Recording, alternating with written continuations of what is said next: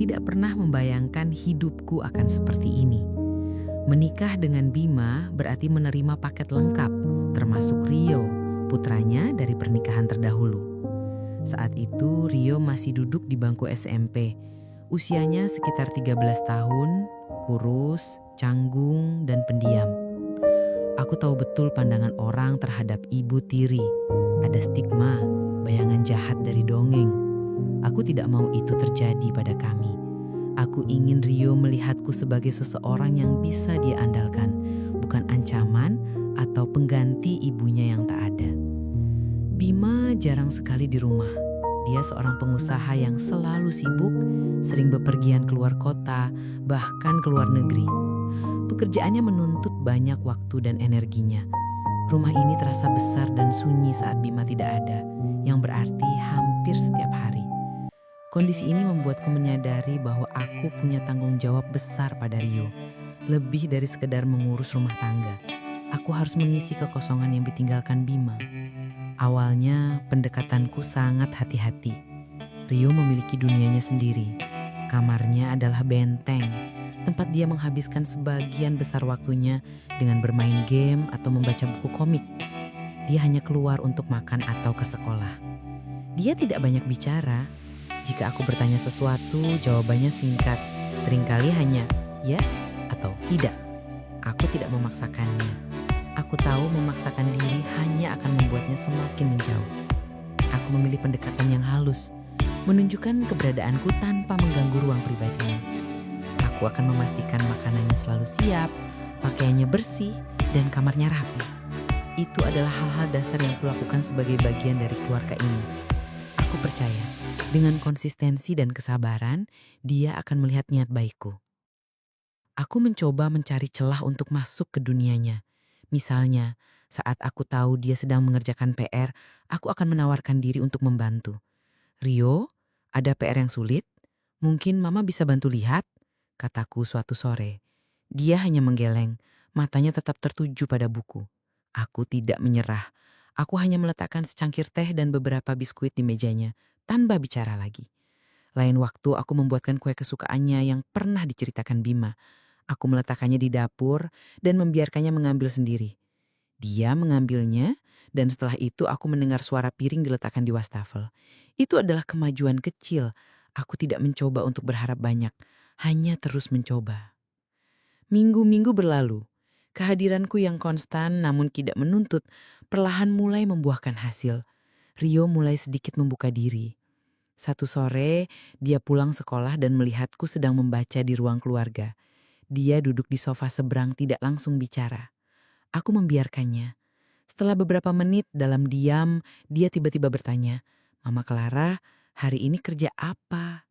Aku terkejut dengan pertanyaannya. Aku menjawabnya dengan detail, menceritakan tentang pekerjaanku sebagai desain grafis lepas. Dia mendengarkan dengan seksama, sesekali mengangguk. Itu adalah percakapan terpanjang kami sejak aku tinggal di sini. Hatiku sedikit menghangat. Rasanya seperti sebuah pintu kecil mulai terbuka. Setelah percakapan singkat itu, Rio mulai lebih sering bertanya. Pertanyaannya masih seputar hal-hal umum seperti Mama Clara suka masakan apa, atau Mama Clara pernah pergi kemana saja. Aku menjawabnya dengan jujur dan antusias. Aku tidak pernah meremehkan pertanyaan-pertanyaan kecil ini. Aku tahu itu adalah caranya untuk mengenalku lebih jauh, untuk membangun kepercayaan.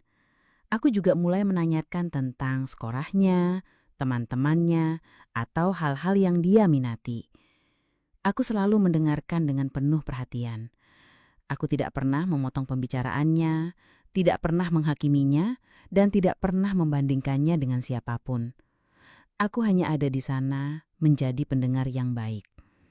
Itu adalah hal yang paling dia butuhkan, mengingat ayahnya terlalu sibuk untuk mendengar detail kecil dalam hidupnya. Suatu hari, kejadian yang lebih signifikan terjadi. Rio pulang sekolah dengan wajah yang sangat murung, bahkan lebih murung dari biasanya.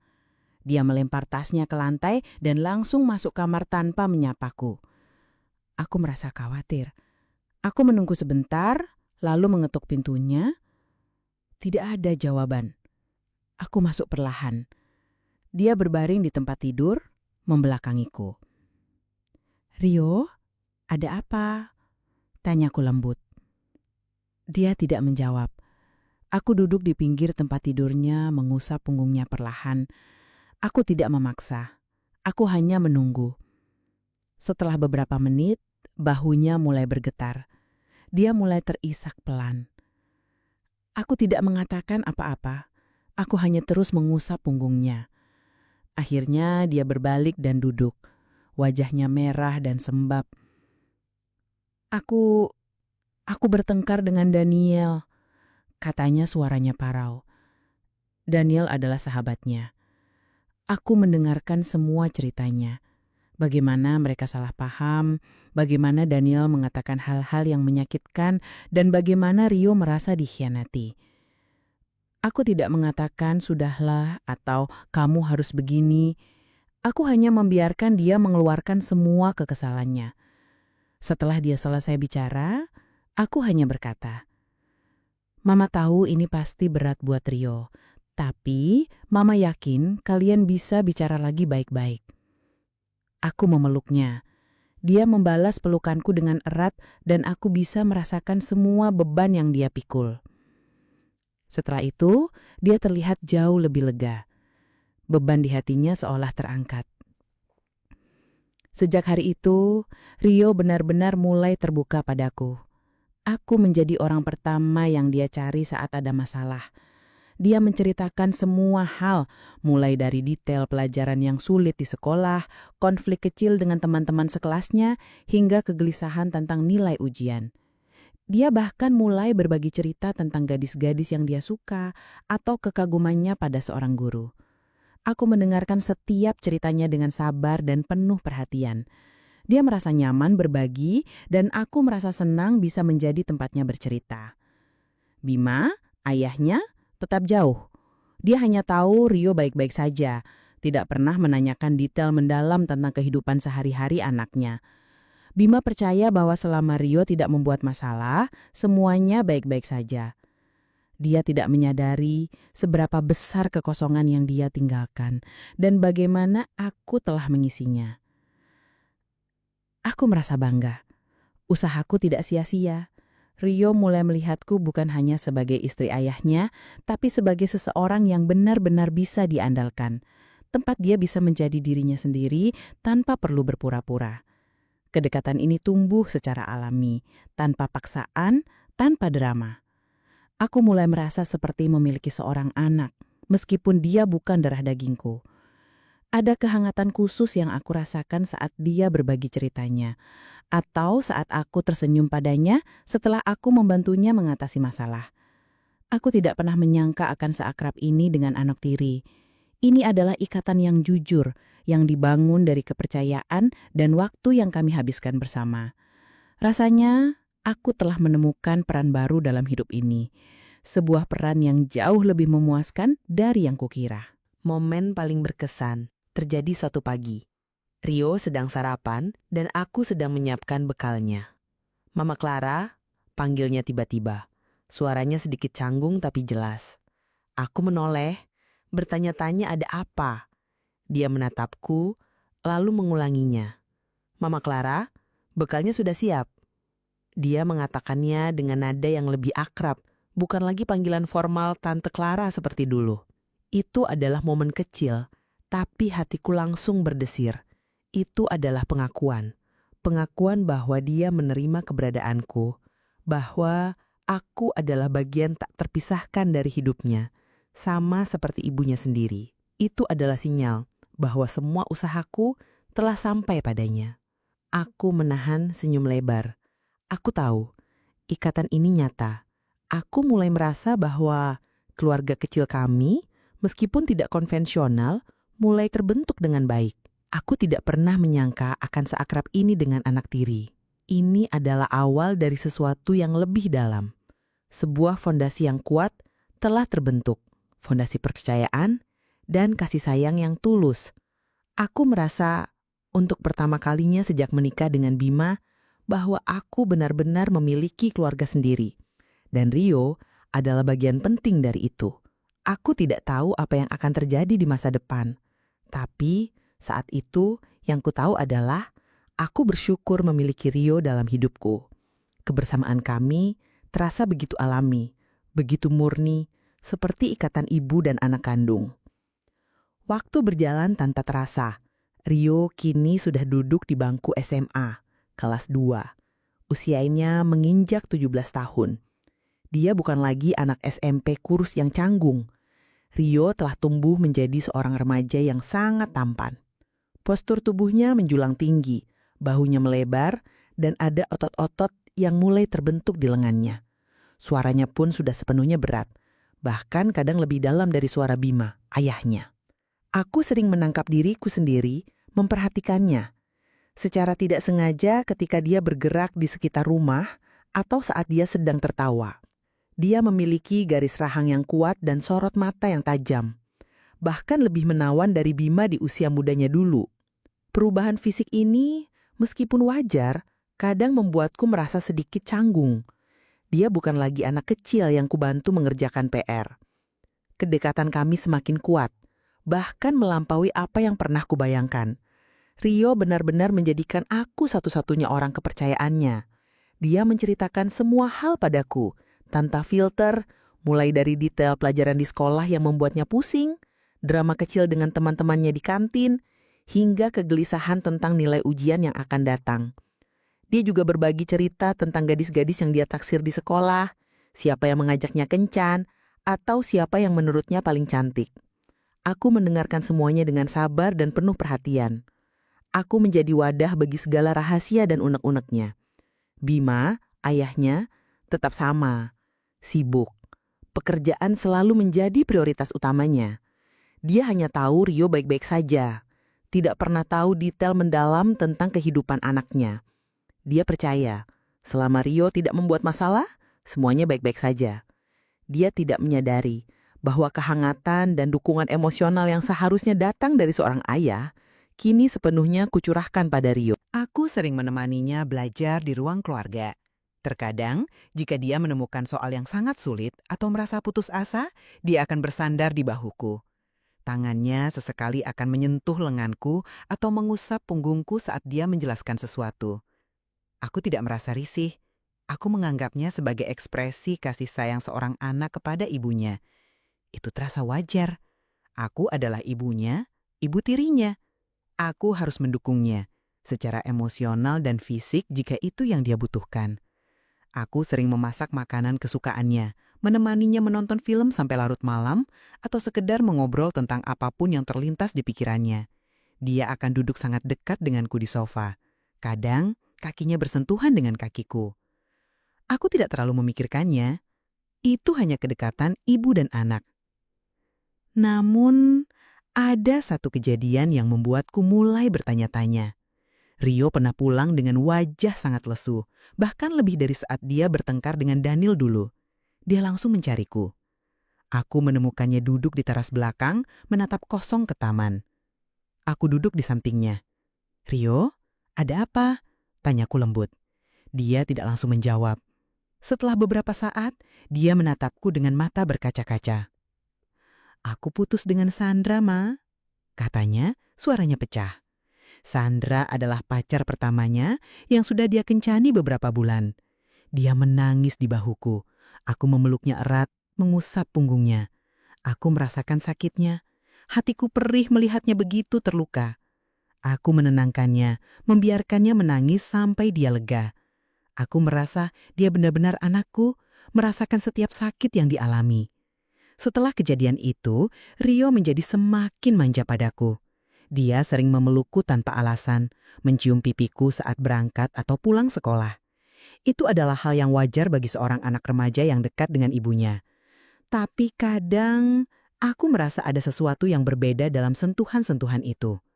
Pelukannya terasa sedikit lebih erat dan lebih lama dari yang seharusnya. Ciuman di pipiku juga semakin lama, seperti ada jeda yang lebih panjang sebelum dia menarik diri. Aku mencoba mengabaikannya. Mungkin hanya perasaanku saja, mungkin aku terlalu banyak berpikir. Aku terus meyakinkan diriku bahwa itu hanyalah wujud kasih sayang seorang anak kepada ibunya. Aku melihat bagaimana dia tumbuh dari anak SMP yang canggung menjadi remaja yang percaya diri dan sangat menarik. Banyak teman perempuannya yang datang ke rumah untuk belajar kelompok, mengerjakan tugas, atau sekedar berkumpul di rumahnya.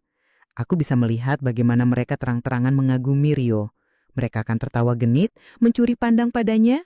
Aku merasa bangga melihat anak yang kukasihi menjadi sosok yang disukai banyak orang. Namun di saat yang sama, ada perasaan aneh yang sulit kuartikan.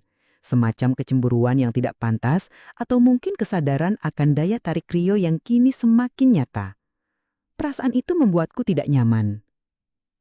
Suatu malam, Bima sedang tidak ada di rumah. Kami memutuskan untuk menonton film horor bersama. Rio berisi keras memilih filmnya yang ternyata sangat menyeramkan. Kami duduk sangat dekat di sofa ruang keluarga. Aku merasa sedikit tegang dengan adegan-adegan mengejutkan. Saat ada jump scare yang benar-benar membuatku melonjak, Rio refleks memelukku erat. Pelukannya kali ini jauh lebih kuat dari biasanya. Aku bisa merasakan detak jantungnya yang berdetak cepat di dadaku dan kehangatan seluruh tubuhnya yang menempel padaku. Tangannya merangkul pinggangku dengan erat. Aku terdiam, jantungku sendiri berdebar kencang. Itu adalah pelukan yang terasa lebih dari sekedar pelukan seorang anak kepada ibunya. Ada intensitas yang berbeda.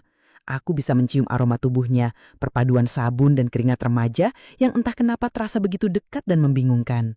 Aku mencoba menepis pikiran itu. Ini tidak benar. Aku adalah ibu tirinya. Tidak boleh ada perasaan seperti itu. Setelah insiden di ruang keluarga itu, aku mulai lebih waspada. Aku mulai menyadari bahwa Rio mencari kesempatan untuk bersentuhan. Saat dia membantuku membawa piring ke dapur, tangannya akan sengaja menyentuh tanganku lebih lama. Saat dia lewat di belakangku di lorong sempit, dia akan merangkul pinggangku sejenak. Aku akan kaget, tapi dia akan tersenyum polos dan berkata, "Maaf mah, tidak sengaja." Aku mencoba menghindarinya secara halus. Aku akan bergerak sedikit menjauh saat dia terlalu dekat atau mengalihkan perhatiannya ke topik lain. Tapi dia selalu menemukan cara untuk mendekat lagi. Tatapan matanya juga berubah. Dulu matanya polos, seperti anak-anak. Kini ada sesuatu di matanya yang dulu tidak ada. Sesuatu yang dalam, yang membuatku merasa tidak nyaman sekaligus aneh. Itu bukan tatapan anak laki-laki kepada ibunya. Itu adalah tatapan yang membuatku merasa diperhatikan sebagai seorang wanita. Tatapan yang mengunciku, seolah dia ingin menyampaikan sesuatu tanpa kata-kata. Aku mencoba menepis pikiran ini, menganggapnya hanya karena dia sudah beranjak dewasa. Suatu sore, aku sedang duduk di sofa ruang keluarga, membaca buku. Rio masuk dan duduk di sampingku. Dia tidak langsung bicara, dia hanya menatapku. Aku merasa tatapannya menembus diriku, membuatku gelisah. Aku mencoba fokus pada buku, tapi tidak bisa. Kata-kata di halaman terasa kabur. "Mama Clara?" Panggilnya pelan, suaranya sedikit serak. "Ya Rio," jawabku, mencoba terdengar santai meskipun jantungku berdebar tak karuan. "Mama cantik," katanya. Suaranya rendah, penuh. Aku terdiam. Jantungku berdebar kencang, lebih cepat dari biasanya. Aku tidak tahu harus menjawab apa. Aku hanya tersenyum canggung, mencoba menyembunyikan kegugupanku. Dia tidak memalingkan pandangan. Dia terus menatapku, seolah mencoba membaca pikiranku. Aku merasa seperti terperangkap. Udara di antara kami terasa berat. Malam harinya, saat kami menonton TV, Rio duduk lebih dekat lagi dari biasanya. Kakinya menyentuh kakiku. Aku mencoba menggeser sedikit, berharap dia akan mengerti isyaratku. Tapi dia malah menggeser lagi, memastikan sentuhan itu tetap ada. Kemudian, tangannya perlahan meraih tanganku yang ada di sofa, di antara kami. Dia menggenggamnya. Aku terkejut, tubuhku seketika membeku. Aku ingin menarik tanganku, berteriak, menghentikan ini. Tapi tidak ada yang keluar. Tubuhku seperti membeku, tidak bisa bergerak. Genggamannya lembut, tapi ada kekuatan di baliknya. Sebuah pesan yang tidak terucap. Aku menatapnya. Dia tidak melihat ke arahku. Matanya tetap fokus pada layar TV, seolah tidak ada yang terjadi. Seolah tanganku yang digenggamnya adalah hal paling wajar di dunia. Tapi genggaman tangannya tidak lepas. Dia mengelus punggung tanganku dengan ibu jarinya. Aku merasa panas dingin. Ini tidak benar. Ini tidak bisa dibiarkan. Tapi aku tidak tahu bagaimana harus bereaksi. Aku takut merusak hubungan kami. Aku takut menghancurkan kepercayaannya. Aku takut menghadapi kenyataan yang mulai terasa jelas. Sebuah kenyataan yang salah. Namun entah mengapa juga memegangku. Rio kini benar-benar sudah dewasa. Usianya sudah 17 tahun. Dia bukan lagi anak laki-laki yang kujemput dari sekolah dengan seragam kebesaran. Rio sudah menjadi seorang pria muda. Tubuhnya tinggi dan atletis, dengan bahu yang bidang dan otot yang mulai terbentuk sempurna. Wajahnya yang dulu polos kini memiliki ketampanan yang mencolok, bahkan lebih menarik daripada Bima, ayahnya saat seusia Rio. Banyak gadis di sekolahnya yang terang-terangan menunjukkan ketertarikan padanya. Rio sering bercerita tentang teman-teman perempuannya yang mencoba mendekat, tapi dia selalu bilang, "Tidak ada yang sepertiku. Aku menganggap itu hanya candaan." Aku tersenyum tipis mendengarnya. Tapi kadang, candaan itu terasa seperti sebuah pernyataan, sebuah pengakuan yang membuatku gelisah. Bima, suamiku, makin jarang di rumah. Jadwalnya kian padat. Perjalanan bisnisnya semakin sering dan durasinya lebih lama. Ada kalanya dia pergi seminggu penuh, atau bahkan lebih. Aku dan Rio hampir setiap hari hanya berdua di rumah. Kami sudah terbiasa dengan rutinitas itu. Setelah aku pulang kerja, kami akan makan malam bersama di meja makan, lalu pindah ke ruang keluarga untuk menonton TV atau sekedar mengobrol tentang hari kami. Rio selalu menungguku pulang, atau menemaniku saat aku sedang sibuk di dapur. Sesekali menantuku menyiapkan makanan. Suasana rumah terasa hangat hanya dengan keberadaan kami berdua. Ini adalah kebiasaan yang nyaman, sebuah rutinitas yang telah terbentuk selama bertahun-tahun. Malam itu seperti biasa, kami menonton TV di ruang keluarga. Film yang kami tonton cukup panjang dan punya alur lambat. Aku merasa sangat lelah setelah seharian bekerja. Pikiranku terasa penat, namun aku tetap menikmati kebersamaan itu. Rio duduk di sampingku di sofa panjang, sedikit lebih dekat dari biasanya, tapi tidak sampai menempel. Sesekali kami akan tertawa bersama saat ada adegan lucu atau bertukar komentar tentang alur cerita. Aku merasa nyaman, rileks. Suasana rumah terasa hangat jauh dari hiruk-pikuk di luar. Aku benar-benar menikmati momen-momen tenang ini bersamanya. Itu adalah pelipur lara dari kesibukan harianku. Aku tidak tahu kapan tepatnya aku tertidur. Mungkin saat film sudah mencapai bagian tengah, atau mungkin saat musik latar menjadi lebih lembut. Rasa kantuk yang begitu berat menyerangku. Sofa empuk itu terasa begitu nyaman dan kehangatan di sekitarku membuatku merasa sangat damai. Aku menyerah. Kesadaranku perlahan menghilang. Aku terbangun saat cahaya matahari sudah masuk dari jendela ruang keluarga. Sinar pagi yang terang itu membuatku mengerjapkan mata, mencoba menyesuaikan diri dengan cahaya setelah tidur yang dalam. Aku merasa sedikit bingung, mencoba mengorientasikan diri. Rio sudah tidak ada di sampingku. Dia pasti sudah bangun dan bersiap ke sekolah, pikirku. Aku mencoba bangkit dari sofa. Saat itulah aku menyadari sesuatu yang aneh. Aku merasakan ada yang tidak beres dengan pakaianku. Kemeja longgar yang kukenakan, yang seharusnya kancingnya terpasang rapi, kini terasa sedikit melorot di bahu. Salah satu kancing teratasnya terbuka. Rok panjangku juga terasa sedikit rangkat, tidak pada posisi semula. Jantungku langsung berdebar kencang. Sebuah alarm kecil berbunyi di kepalaku.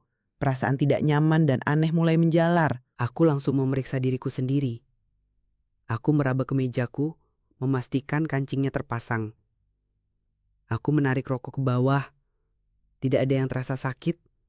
Tidak ada tanda-tanda fisik yang mencurigakan. Tapi, perasaan aneh itu terus menghantuiku. Ada sesuatu yang mengganjal di dalam diriku. Aku mencoba mengingat apa yang terjadi semalam. Hanya menonton TV, lalu aku tertidur. Apakah Rio yang membetulkan posisiku saat aku tidur dan tanpa sengaja membuat pakaianku seperti ini? Atau apakah aku sendiri yang bergerak banyak dalam tidurku? Aku mencoba menenangkan diri, mencari penjelasan logis untuk apa yang kurasakan. Aku berusaha meyakinkan diriku bahwa itu hanyalah efek dari tidur yang terlalu nyenyak atau gerakan tubuh yang tak sadar. Namun, pikiran itu tidak bisa sepenuhnya menghilangkan kecemasan yang muncul.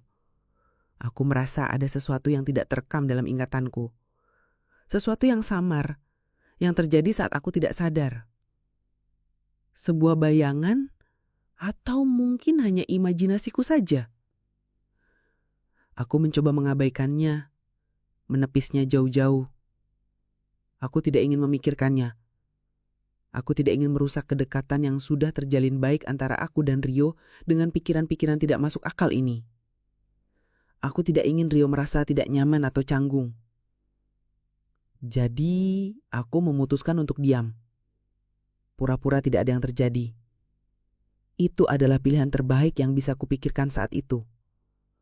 Aku akan bertindak seolah semuanya normal. Aku segera merapikan pakaianku dengan teliti, memastikan semuanya kembali ke tempatnya. Lalu aku pergi ke kamar mandi. Aku menatap diriku di cermin. Wajahku terlihat pucat, meskipun aku mencoba menyendi. Perasaan campur aduk antara bingung, takut, dan sedikit rasa bersalah muncul. Bersalah karena apa? Aku tidak tahu. Aku hanya merasa ada sesuatu yang telah berubah. Sesuatu yang tidak bisa kuabaikan lagi, meskipun aku berusaha keras. Kecurigaan itu, sekecil apapun, sudah tertanam. Sepanjang hari itu di tempat kerja, pikiranku terus kembali pada kejadian semalam. Setiap kali aku mencoba fokus pada pekerjaanku, bayangan kemeja yang melorot, atau rok yang terangkat muncul di benakku. Aku merasa gelisah. Apakah Rio menyadarinya? Apakah dia yang melakukannya? Jika ya, bagaimana aku harus menghadapinya? Pertanyaan-pertanyaan itu berputar-putar di kepalaku.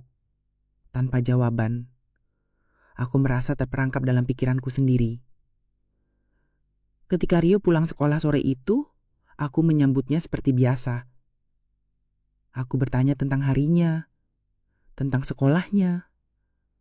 Dia terlihat biasa saja. Tidak ada yang aneh dalam ekspresinya. Dia tersenyum, menceritakan detail tentang pelajaran dan teman-temannya. Aku mencoba untuk tidak terlalu memperhatikannya. Tidak menunjukkan bahwa aku menyimpan pertanyaan besar di hatiku.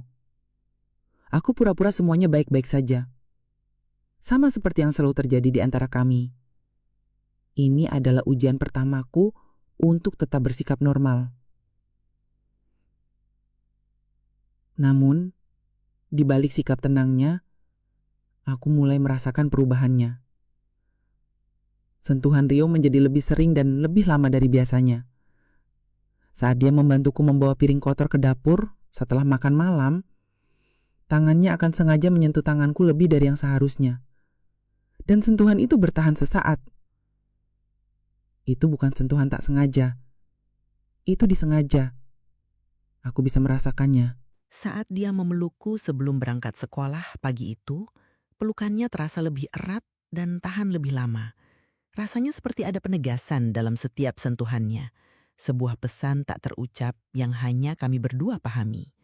Aku akan bergerak sedikit menjauh secara halus, menggeser posisiku, atau mengalihkan pembicaraan ke topik lain yang tidak personal. Aku mencoba menciptakan jarak fisik dan emosional. Tapi dia selalu menemukan cara untuk mendekat lagi. Seolah dia sengaja mencari kontak fisik, mengabaikan setiap isyaratku. Tatapan matanya juga berubah. Dulu, matanya polos, penuh rasa ingin tahu seperti anak-anak.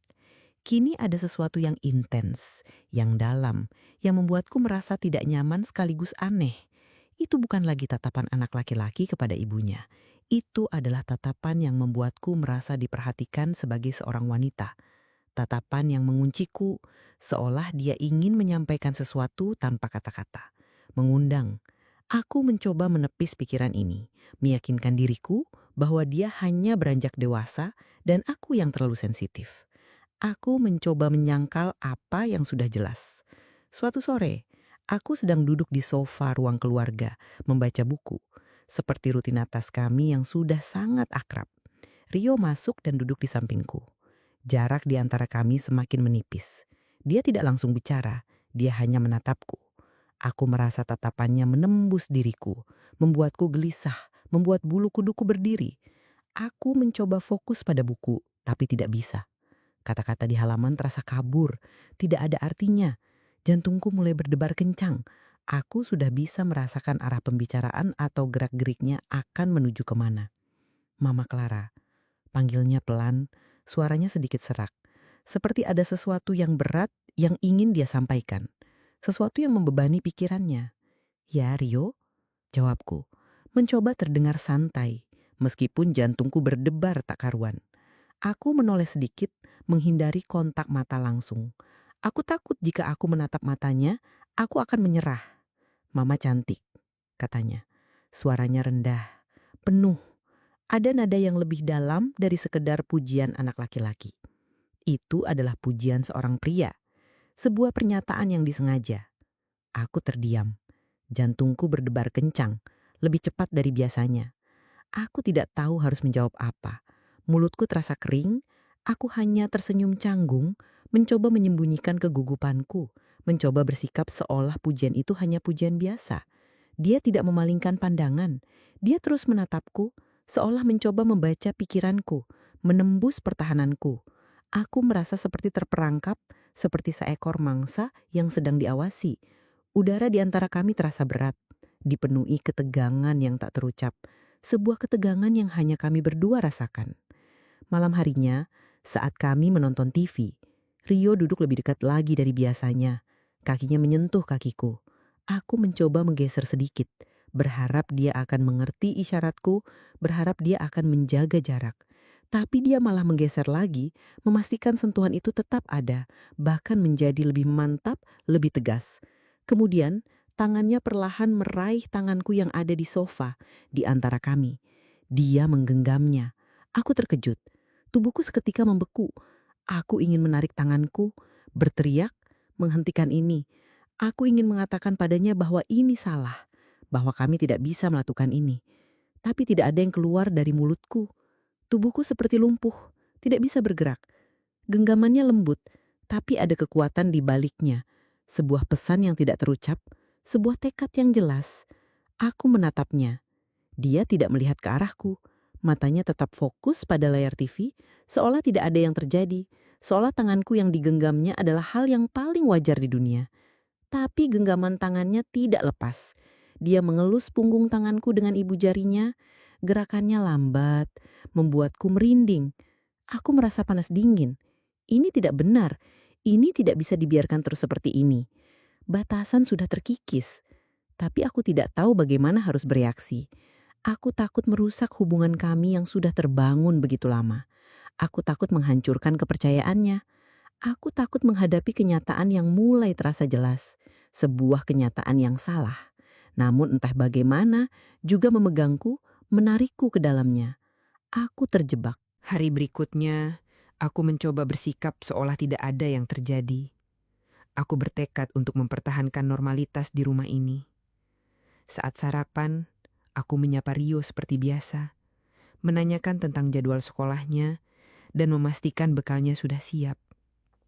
Rio terlihat biasa saja, tidak ada yang aneh dalam ekspresinya.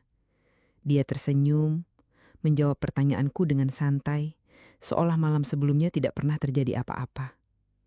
Atau mungkin dia memang tidak sadar sepenuhnya. Aku mengamati setiap gerakannya, setiap tatapan matanya, mencari petunjuk. Tapi tidak ada. Dia tampak seperti Rio yang kukena. Aku tahu, aku harus terus berpura-pura demi menjaga kedamaian, demi menjaga apapun yang tersisa dari hubungan ibu anak kami. Sepanjang hari itu, di tempat kerja, pikiranku terus berputar. Kejadian di ruang keluarga terus menghantuiku. Pakaian yang melorot, perasaan aneh saat terbangun. Apakah itu hanya imajinasiku? Apakah aku terlalu lelah? Atau ada sesuatu yang lebih dari itu? Aku mencoba mengalihkan perhatian, fokus pada pekerjaan di layar komputerku. Tapi bayangan itu, kecurigaan itu, terus membayangi. Aku merasa gelisah. Pertanyaan-pertanyaan itu berputar-putar di kepalaku tanpa jawaban. Aku merasa terperangkap dalam pikiranku sendiri. Tidak bisa berbagi beban ini dengan siapapun. Ketika Rio pulang sekolah sore itu, aku menyambutnya di ruang tengah. Dia meletakkan tasnya, melepas sepatunya, dan langsung menghampiriku. "Mama Clara, ada makanan apa hari ini?" tanyanya sambil tersenyum. Senyumnya tampak tulus. Aku membalas senyumnya, mencoba meyakinkan diriku bahwa semuanya baik-baik saja. Namun, di balik sikap tenangnya, aku mulai merasakan perubahannya. Malam harinya, suasana kemarin malam terulang kembali. Saat kami menonton TV, Rio duduk lebih dekat lagi dari biasanya. Kakinya menyentuh kakiku. Aku mencoba menggeser sedikit, Berharap dia akan mengerti isyaratku. Berharap dia akan menjaga jarak. Tapi dia malah menggeser lagi, memastikan sentuhan itu tetap ada, bahkan menjadi lebih mantap, lebih tegas. Kemudian tangannya perlahan meraih tanganku yang ada di sofa di antara kami. Dia menggenggamnya. Aku terkejut, tubuhku seketika membeku. Aku ingin menarik tanganku, berteriak, menghentikan ini. Aku ingin mengatakan padanya bahwa ini salah, bahwa kami tidak bisa melakukan ini.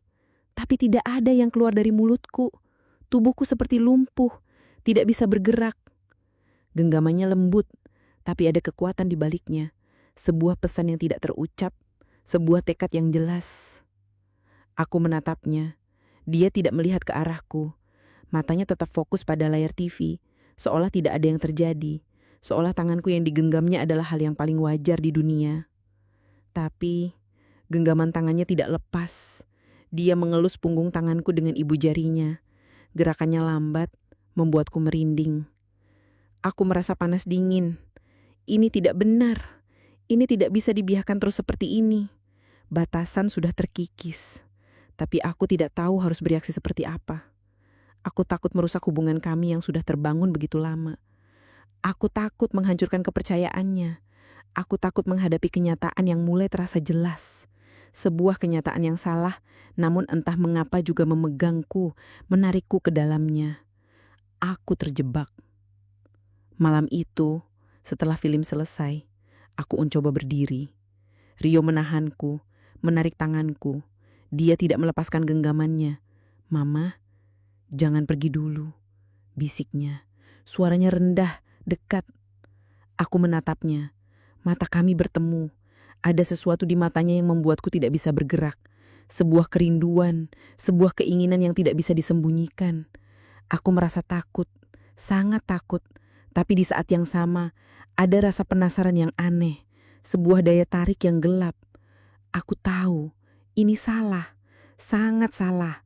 Tapi kelemahan fisikku saat itu dan kebingungan mentalku membuatku tidak bisa melawan. Kejadian itu berlanjut. Aku tidak tahu bagaimana atau mengapa aku membiarkannya, tapi aku tidak dapat menahannya lagi.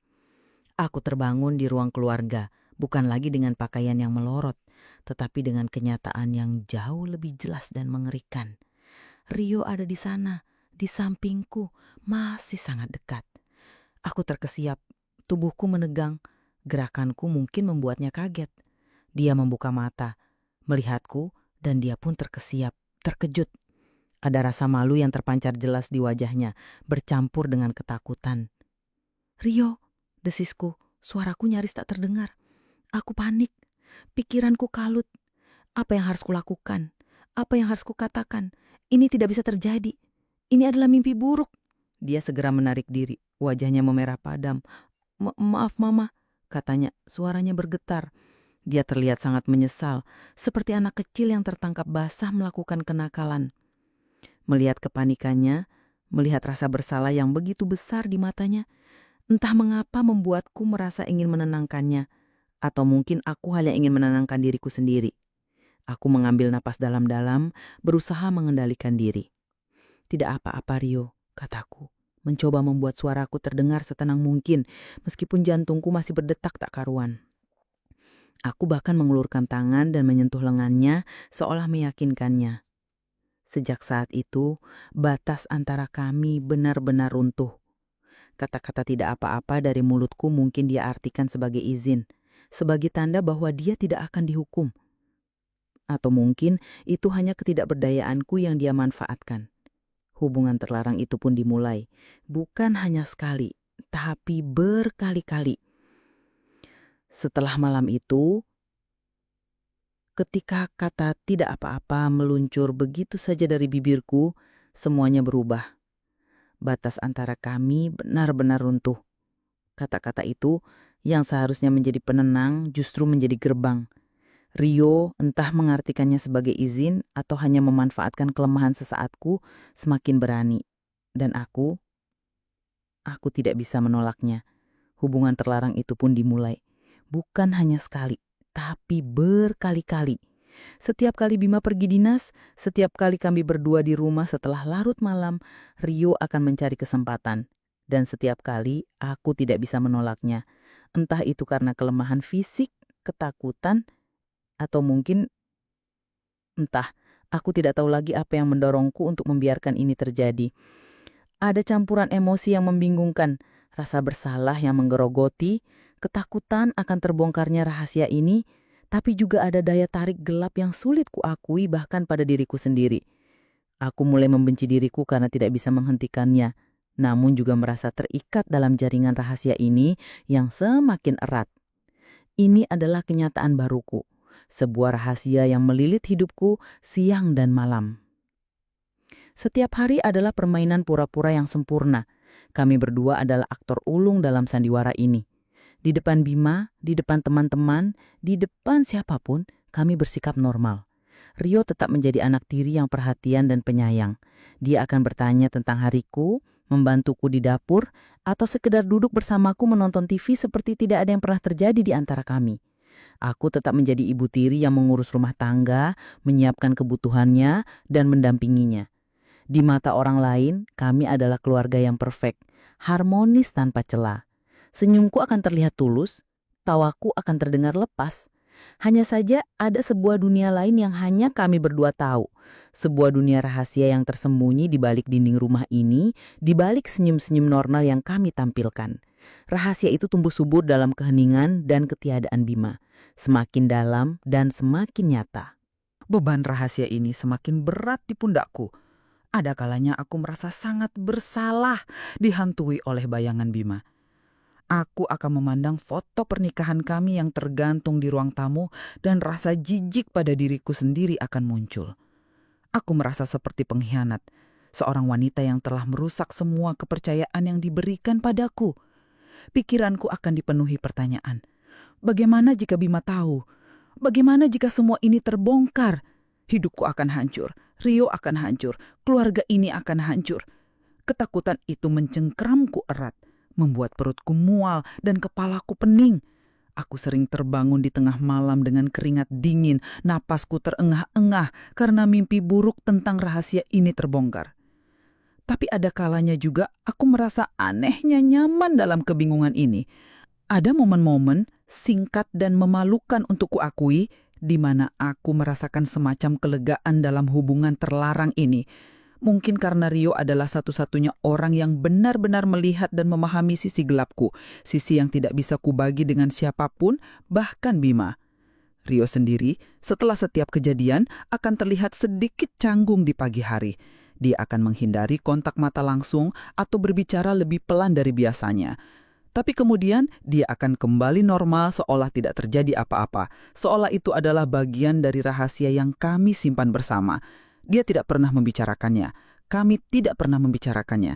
Semua terjadi dalam diam, dalam tatapan mata yang penuh arti, dalam sentuhan yang melampaui batas, dalam pemahaman tersirat yang mengerikan, sebuah ikatan yang tidak bisa diucapkan namun nyata adanya. Setiap hari adalah permainan pura-pura, setiap malam adalah potensi bahaya. Aku merasa hidup di ambang kehancuran, namun tidak bisa melarikan diri. Aku seperti terperangkap dalam jaring laba-laba yang Rio buat, jaring yang semakin kuat setiap kali aku mencoba meronta. Aku membenci diriku karena kelemahan ini, karena tidak bisa menolak anak diriku sendiri. Namun di sisi lain ada daya tarik aneh yang sulit kuakui. Mungkin itu karena Rio adalah satu-satunya orang yang benar-benar memberikan perhatian penuh padaku, yang menatapku dengan mata yang penuh hasrat, bukan sekadar sebagai istri atau ibu. Dia melihatku sebagai seorang wanita, sebagai Clara, bukan hanya peranku dalam keluarga ini. Itu adalah pemikiran yang mengerikan, tapi aku tidak bisa menghilangkannya dari benakku. Aku terjebak. Hubungan kami yang semakin dalam dan berbahaya berlanjut tanpa celah. Bima, meskipun jarang di rumah, terkadang pulang lebih awal dari yang kuduga. Ini adalah saat-saat paling menegangkan bagiku. Aku harus cepat-cepat menghapus semua jejak, setiap tanda. Rio dan aku harus segera kembali ke peran kami, menjadi ibu tiri dan anak tiri yang sempurna. Ada satu kejadian yang membuat jantungku nyaris copot. Suatu sore, setelah salah satu momen rahasia kami, Bima tiba-tiba menelpon dan bilang dia sudah di depan gerbang. Dia pulang 1 hari lebih cepat. Aku panik. Rio yang masih di kamarku langsung meloncat dengan cepat merapikan pakaiannya dan berlari ke kamarnya sendiri. Aku membersihkan diri secepat kilat, merapikan bantal di sofa dan berusaha mengatur napas. Ketika Bima masuk, aku menyambutnya dengan senyum palsu. Dia tidak curiga, tapi sejak itu ketakutanku makin besar. Rio sendiri semakin berani, meskipun dia tetap menjaga kerahasiaan. Dia tidak pernah terang-terangan menunjukkan apapun saat Bima ada. Tapi dia akan mencari sentuhan-sentuhan kecil, tatapan-tatapan yang hanya kami berdua pahami. Misalnya, saat Bima ada di meja makan, Rio akan menendang kakiku pelan di bawah meja, atau menyentuh tanganku sekejap saat dia mengambil piring. Itu adalah hal-hal kecil yang tidak akan diperhatikan siapapun, tapi bagiku itu adalah pengingat konstan akan rahasia kami. Dia seolah ingin menguji sejauh mana aku akan mengizinkannya. Dan aku selalu membiarkannya. Suatu malam, Bima sedang dalam perjalanan bisnis yang sangat panjang. Dia bilang akan pergi selama 2 minggu penuh. Ini berarti 2 minggu aku dan Rio hanya berdua di rumah. Rasa takut bercampur dengan antisipasi yang aneh menghantuiku. Aku berusaha menyingkirkan pikiran-pikiran itu. Fokus pada pekerjaan dan kegiatan rumah tangga. Tapi pikiran itu selalu kembali. Malam itu, Rio datang ke ruang keluarga setelah aku selesai makan malam dan sedang menonton TV. Dia tidak langsung duduk di sofa. Dia berdiri di depanku, menatapku. Matanya lebih intens dari biasanya. Aku merasakan udara di ruangan itu menipis. Ketegangan yang familiar itu kembali, lebih kuat dari sebelumnya. Mama Clara, katanya suaranya pelan dan dalam. Mama belum tidur? Belum Rio, masih ingin nonton, jawabku, mencoba menjaga suaraku tetap santai. Aku menghindari kontak mata. Dia tidak bergerak, dia terus menatapku. Mama tidak kesepian? Tanyanya, suaranya sedikit lebih berat. Pertanyaannya menusuk. Aku memang kesepian dengan Bima yang selalu tidak ada. Kesepian dalam rahasia yang kupikul sendiri. Kenapa Rio tanya begitu? Balasku, mencoba mengalihkan. Dia berjalan mendekat, kini berdiri tepat di depanku. Dia mencondongkan tubuhnya, tangannya menyentuh sandaran sofa di belakangku, mengurungku. Wajahnya sangat dekat dengan wajahku. Aku bisa mendengar napasnya yang hangat. Rio ada di sini, Ma, bisiknya. Mama tidak akan kesepian. Kata-katanya dan posisinya membuatku lumpuh. Aku tidak bisa bergerak. Aku tahu apa yang akan terjadi selanjutnya. Aku seharusnya menolaknya. Aku seharusnya berteriak. Tapi aku tidak bisa. Ada sesuatu yang menahanku. Mungkin itu adalah kelelahan dari semua sandiwara ini. Atau mungkin... entahlah. Aku tidak tahu lagi. Aku menatap matanya. Di sana, aku melihat campuran hasrat yang membara, penyesalan, dan juga semacam ketergantungan. Aku tidak mengelak. Aku tidak lagi bisa melawan. Atau mungkin aku tidak ingin melawan lagi. Momen itu seperti melayang dalam waktu. Aku bisa mendengar detak jantungku sendiri yang menggila di telingaku. Aku bisa merasakan napas Rio di wajahku. Wajahnya semakin mendekat. Matanya yang gelap memancarkan hasrat yang membara. Hasrat yang sama dengan yang kurasakan pada diriku sendiri, namun jauh lebih kuat dan berani. Tangannya yang memegang sandaran sofa di belakangku kini bergerak, perlahan menyentuh bahuku. Aku tidak tahu bagaimana cara menghentikannya. Aku merasa seperti tubuhku bukan milikku lagi. Pikiranku berteriak untuk melawan, untuk melarikan diri. Tapi tubuhku tidak merespons. Tangannya yang menyentuh bahuku terasa panas. Bibirnya semakin mendekat. Aku memejamkan mata. Entah karena takut atau karena penyerahan diri yang putus asa. Ketika dia menjauh beberapa saat kemudian, aku membuka mata. Dia menatapku. Matanya penuh pertanyaan dan juga kepuasan yang samar. Aku tidak bisa mengucapkan sepatah kata pun. Aku hanya berbaring di sana, memproses apa yang baru saja terjadi. Ini bukan lagi sekedar sentuhan. Ini adalah puncak dari rahasia kami. Ini adalah pengulangan yang membuatku semakin terjerat. Hubungan terlarang itu terus berlanjut. Tidak hanya sekali, tapi berkali-kali. Setiap kali Bima pergi dinas, setiap kali kami berdua di rumah setelah larut malam, Rio akan mencari kesempatan. Dan setiap kali aku tidak bisa menolaknya. Ada campuran emosi yang membingungkan, rasa bersalah yang menggerogoti, ketakutan akan terbongkarnya rahasia ini, tapi juga ada daya tarik gelap yang sulit kuakui bahkan pada diriku sendiri. Aku membenci diriku karena tidak bisa menghentikannya, namun juga merasa terikat dalam jaringan rahasia ini yang semakin erat. Ini adalah kenyataan baruku, sebuah rahasia yang melilit hidupku siang dan malam. Suatu malam, Bima sedang dalam perjalanan bisnis yang sangat panjang. Dia bilang akan pergi selama 2 minggu penuh. Ini berarti 2 minggu aku dan Rio hanya berdua di rumah.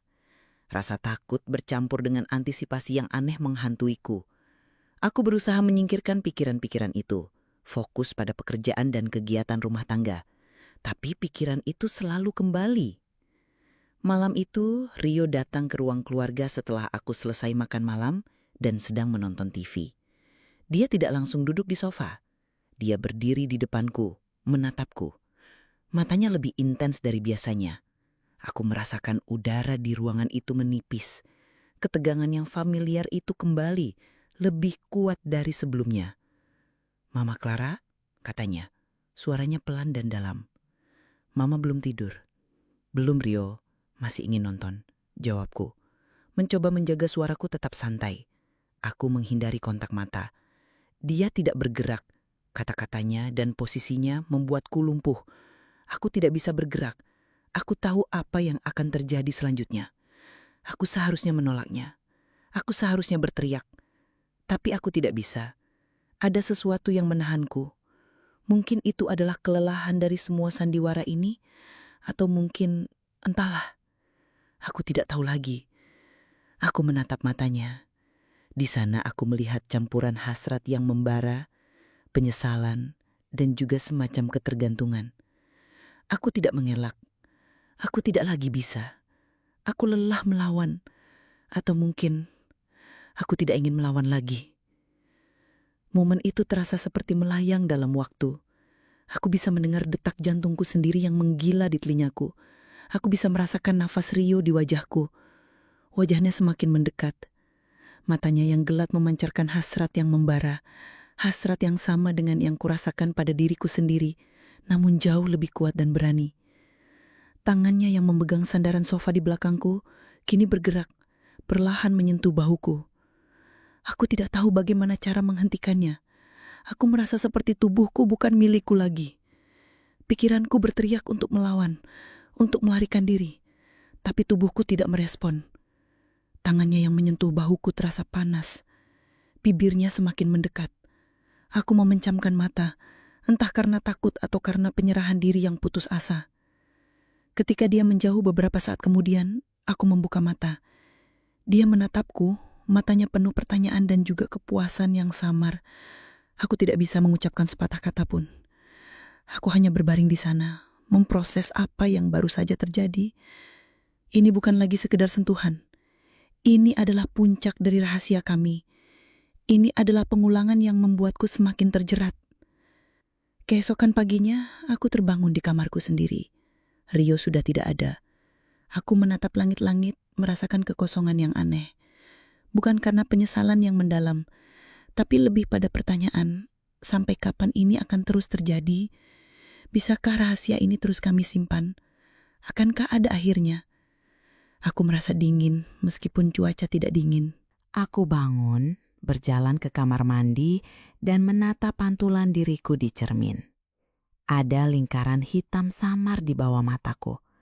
Bukan hanya karena kurang tidur, tapi karena beban rahasia yang semakin berat ini.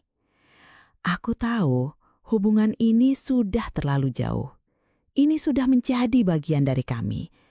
Dan tidak ada yang tahu, belum. Aku keluar dari kamar mandi, mengenakan pakaianku, dan berjalan menuju dapur untuk menyiapkan sarapan. Rio sudah duduk di meja makan membaca koran Bima. Dia menoleh saat aku datang. Dia tersenyum padaku. Senyum itu, senyum yang dulu begitu polos, kini menyimpan 1000 rahasia. Aku membalas senyumnya, senyum yang sama kosongnya. Aku menuangkan teh ke cangkir. Tiba-tiba, aku mendengar suara langkah kaki di luar.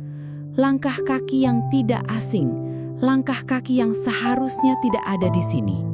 Jantungku mencelos, pintu depan terbuka. Bima! Dia berdiri di ambang pintu, koper di tangannya. Wajahnya terlihat lelah, tapi ada senyum tipis di bibirnya. "Clara, Rio, Papa pulang!" serunya ceria. Aku terdiam. Cangkir teh di tanganku bergetar. Rio mendongak dari korannya, matanya melebar karena terkejut. Dia menatapku, tatapannya panik. Kami berdua terpaku di tempat, saling memandang. Rahasia kami, apakah akan terbongkar sekarang?